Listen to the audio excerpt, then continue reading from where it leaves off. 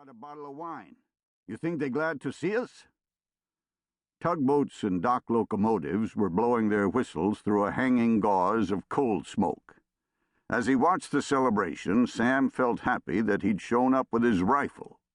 The French looked like desperate people ecstatic about an approaching rescue. However, as the tugboats whistled and pushed the ship against the dock, he sensed the festival wasn't for this boatload of soldiers, but for some more important event. Hardly anybody was waving at the ship. 4,000 troops unloaded onto the dock, and when all the men were lined up under the freight sheds and out of the wind, a colonel climbed onto a pile of ammunition crates and announced through a megaphone that an armistice had just been signed and the war was over. Many cheered, but a portion of the young recruits seemed disappointed that they wouldn't get to shoot at anybody. The weapons hanging on them, the ammunition stacked around in wooden crates, the cannons still being unloaded by the puffing dock cranes, were suddenly redundant. Sam wondered what he would tell his friends back home of his war experience. The most valuable trophies of war were the stories, and this one was good only for a derisive laugh. Robichaud poked him in the back with the tip of his bayonet scabbard. "This like the time you tried working at Stein's?" "What?" "Stein, the shoe man." "Oh, I guess so." He had tried for 2 weeks to get a job at Stein's Shoe Emporium on Canal Street, but the morning after the old man had finally decided to take him on, Sam showed up for work only to find a wreath on the door and a typed note announcing the death of Solomon Stein and the permanent closure of his shop. He stood in his ranks for an hour, feeling awkward and unnecessary, while the officers tried to figure what to do with all these soldiers and their tons of gear. Sam's long suit was patience, or at least an ability to wait for something good to happen. So he stood there, watching the civilians cheer as the men around him grumbled that they might have to file onto the ship for a lurching voyage back to New Orleans. It was cold, and he was hungry.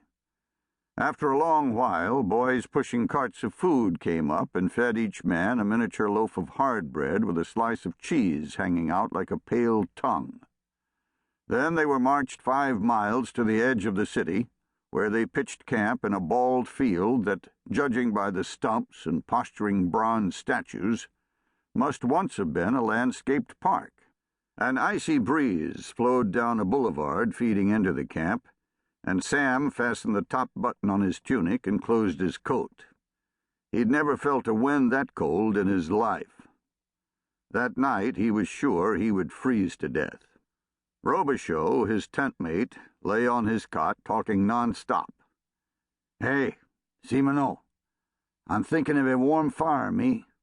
Hot potatoes in each pocket. How about you?" "I'm thinking about those recruiting posters. They made joining up look like a good idea," he said glumly. "I like the one with the Hun molesting them Belgian women." Sam raised his head from his cot and looked at him. "You liked it?" "I mean, it made me mad. It made me want to come over and help 'em out." "You wanted to make them Belgian women grateful, huh?" "You bet." Sam covered his head. "Sometimes I think about the music. I was sales clerk at Grunwald's when I joined up, and we got in all this sheet music full of sunshine, like Over There, Somewhere in France is Daddy, Keep Your Head Down, Fritzy Boy." Robichaud sniffed. "You didn't think you'd need to keep your head down between your legs to keep your ears from freezing off?" "So far," Sam said dreamily, "is not a happy song."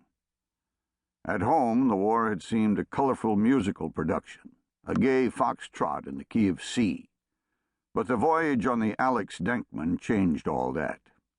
The Denkman was a round-bottomed, coal-burning nausea machine, its hull so fouled with giant streamers of rust that the government decided painting a camouflage pattern on it was unnecessary. A boy who'd grown up in Sam's hometown had died en route of a burst appendix, and was buried at sea after a perfunctory prayer. Sam and several other Louisiana men had stood